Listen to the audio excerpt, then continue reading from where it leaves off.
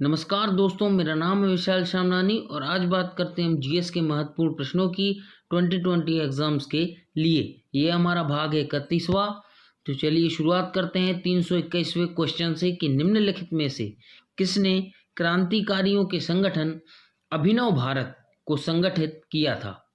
जतेंद्र नाथ मुखर्जी, मदन लाल ढींगरा, विनायक दामोदर सावरकर या फिर लाला हरदयाल। तो इसका आंसर है तीसरा, विनायक दामोदर सावरकर।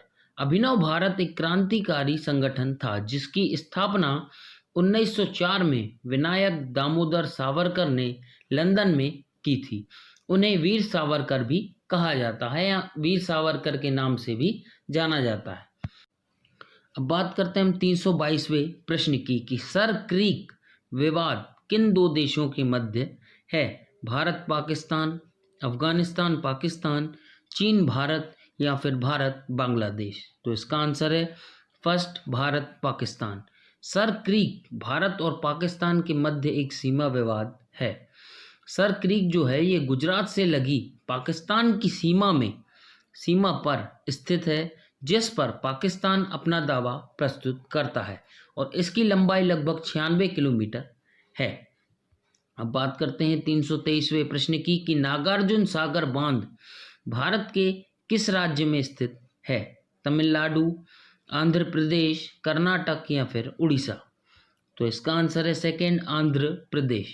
विश्व के सबसे लंबे बांधों में गिना जाने वाला नागार्जुन सागर बांध भारत के आंध्र प्रदेश राज्य के नालकोंडा जिले में कृष्णा नदी पर, ध्यान कीजिएगा, कृष्णा नदी पर बनाया गया है।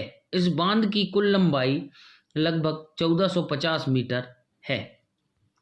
अब बात करते हैं 324वें प्रश्न की कि हिमालय पर्वत श्रेणियां निम्नलिखित में से किस राज्य का हिस्सा नहीं है?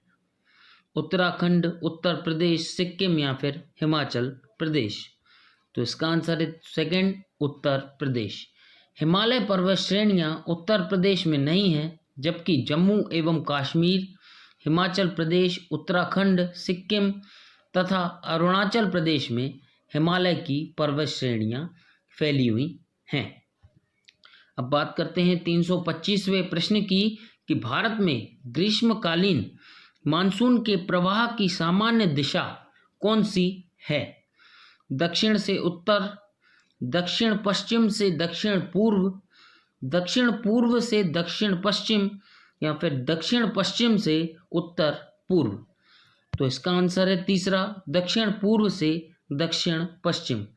भारत में अधिकांश वर्षा दक्षिण पश्चिम मानसून के द्वारा जून से लगभग सितंबर तक होती है और दक्षिण पश्चिम मानसून के प्रवाह की सामान्य दिशा जो भारत में है दक्षिण पूर्व से दक्षिण पश्चिम की ओर होती है। अब बात करते हैं अगले प्रश्न की कि भारत का सर्वप्रथम राष्ट्रीय उद्यान निम्नलिखित में से कौन सा है? कान्हा राष्ट्रीय उद्यान, दुधवा राष्ट्रीय उद्यान, राजाजी राष्ट्रीय उद्यान या फिर जिम कॉर्बेट राष्ट्रीय उद्यान। तो इसका आंसर है फोर्थ, जिम कॉर्बेट राष्ट्रीय उद्यान। भारत में सर्वप्रथम स्थापित होने वाला राष्ट्रीय उद्यान जिम कॉर्बेट राष्ट्रीय उद्यान है। सन 1936 में स्थापित और 1316 वर्ग किलोमीटर के क्षेत्र में फैला यह राष्ट्रीय उद्यान उत्तराखंड राज्य के नैनीताल के नज़दीक रामनगर में स्थित है। इसे द्वेली के नाम से स्थापित किया गया था, जिसे कॉर्बेट नाम 1957 में दिया गया। इसी उद्यान में सन 1973 में सर्वप्रथम प्रोजेक्ट टाइगर प्रारंभ किया गया था। ये हम लोग पिछले क्वेश्चनों में शायद डिस्कस कर चुके हैं। अब बात करते हैं अगले प्रश्न की कि निम्नलिखित में से किस भारतीय राज्य की सीमाएं भूटान राष्ट्र के साथ नहीं मिलती हैं? सिक्किम, मेघालय, अरुणाचल प्रदेश या फिर पश्चिम बंगाल। तो इसका आंसर है सेकंड, मेघालय।